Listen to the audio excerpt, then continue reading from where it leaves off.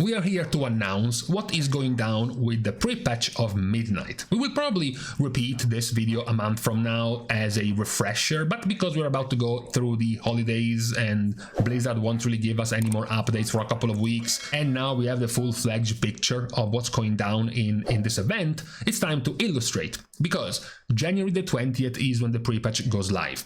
Now, the pre-patch will have other things. It will have things like releasing the new spec of Demon Hunter Devourer already in the pre-patch. You have the whole complete destruction of combat add-ons that will go live in the pre-patch, as well as the UI update from Blizzard. You have the stat squish and the numbers squish that will also go live in the pre-patch, but you will also have the pre-patch event. Now, this event usually is used by players for two reasons.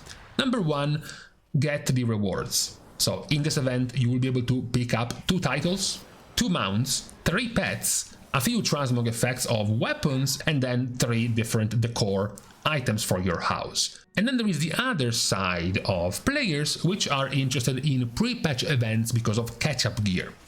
Because they have been playing the entire expansion as a warrior, now the pre-patch is coming close, the next expansion is coming close, they actually do not want to play warrior. Next expansion, they are undecided between rogue, demon hunter or shaman, but they are all scuffed characters, maybe they haven't even leveled them yet, so they want to gear them up a little bit. And usually the fastest route has been the pre-patch for the expansion, so they want the gear from the event. So first of all, regardless of which one of the two you are interested in, you start with the chain quest that will bring you in the zone. It's a quest started by Rammat or Umbric, which will be given to you automatically, called it out. It's gonna take you barely 10 minutes to finish this quest line. This quest line is very relevant because you have to finish the quest line to be able to have access to both the 2 weekly quests in the zone and the world quests in the zone. So do the chain quest, unlock the zone, and then get to grinding. Now, the TLDR of the zone itself is that you get the 2 weekly quests which give you the currency of the zone, Twilight's Blade Insignia, and then you have rotating world quests all giving you 10 of this Blade Insignia, plus defeating the rares themselves, which also reward you with insignia. Now, just for even if you weren't hardcore grinding all day, but very simply doing the 2 weekly quests and calling it quits, that's 40 insignias for each world quest, plus 80 different insignias from the 8 world quests, because it's 10 each. And then if you also add the 3 rares required for the other weekly quest, you would finish the week with about 200 of these tokens. So if you're interested on the catch-up gear side of the activity, that's about 5 items per week, because all of the gear in here, all of it, will cost 40 of these tokens. Now, what's cool about the rewards themselves is that this time Blizzard isn't giving you these RNG gacha orbs or chests that you open and give you a random piece of gear.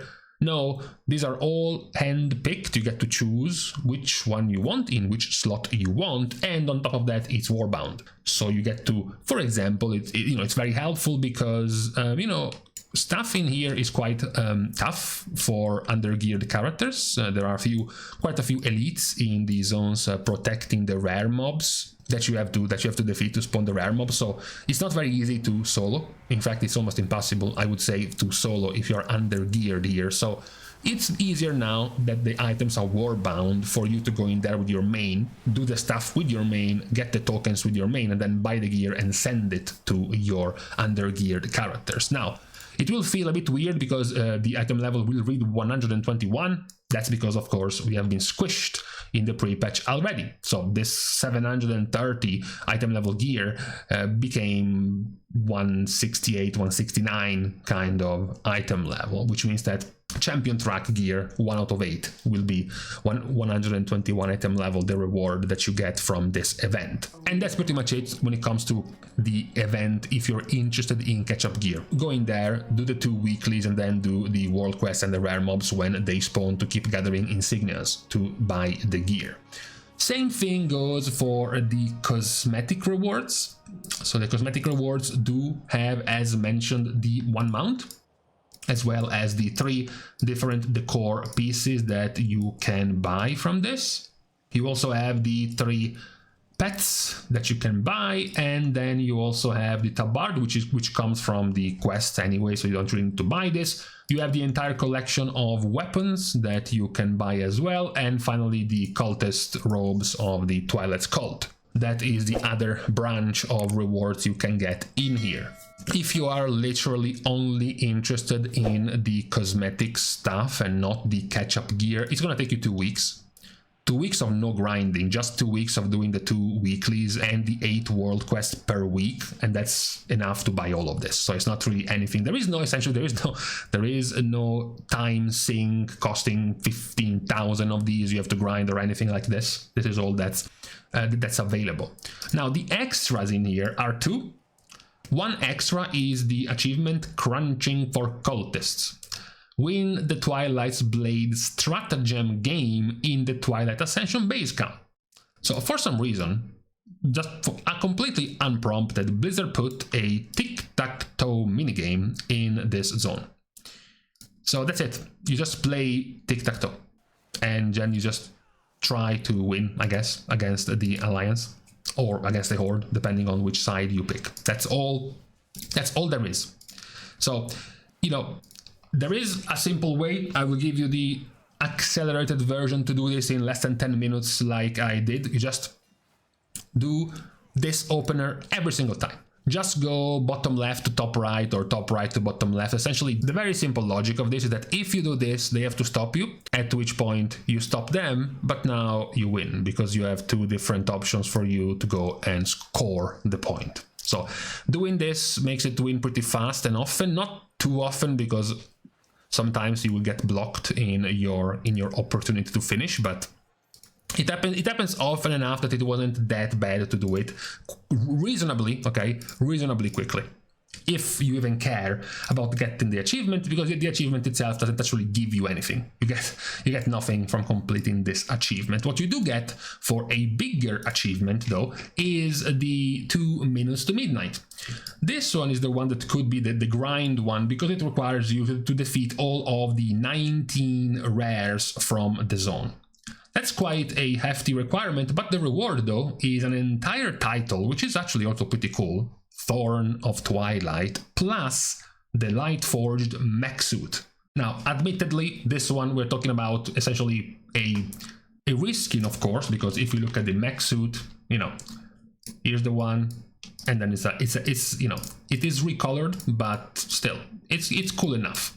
As for the achievement itself, it will be a bit lengthy because these events over here, this is not a rare.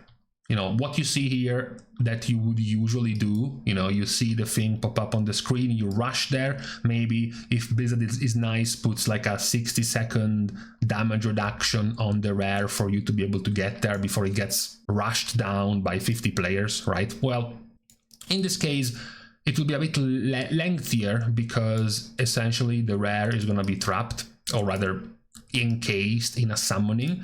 And you have to kill a whole bunch of stuff to reach 100% before the rare is freed, and then you get to defeat the rare. Granted, very likely when this zone goes live, there's gonna be tons of players in here, so it's not gonna be that long for you to wait to free these rares, but still, if you want both the title and the mount, you have to defeat all of the 19 ones. So presumably it's gonna get pretty boring once you have like 3 or 4 left. And you have to just wait for all of the rares to rotate and find the right ones for you. But I guess it makes it somewhat worth to have the rewards be both a title and a mount for that achievement. But that is what we are going to have for this pre-patch event. It shouldn't take you too long, honestly. In all, I guess, best case scenarios, especially if you don't need that much catch-up gear, within 2 weeks you will be done with everything in the zone itself, even less if you don't even care about some of the rewards. Meanwhile, it will take a bit longer, of course, if you're not there really for the rewards, the cosmetic stuff, but rather just for the gear, for the sheer gear, for you to get some gear to your more scuffed, under-geared or freshly leveled characters. So this is what we have for the pre-patch event, going live almost exactly a month from now, because it's going to be January the 20th. So in almost a month, this is what we will have as a pre-patch for a Midnight. So With this said and done with on this Friday, we can now leave each other. We are starting the goodbyes, of course, by thanking everyone for having watched the video, together with, of course, everyone else who's been supporting completely for free by liking and commenting down below, as well as subscribing to the channel itself. Now, with these things out of the way, thank you guys again for watching. See you guys tomorrow, and in the meantime, well, looks like we are giving up. Looks like there's not gonna be any snow in sight until next year.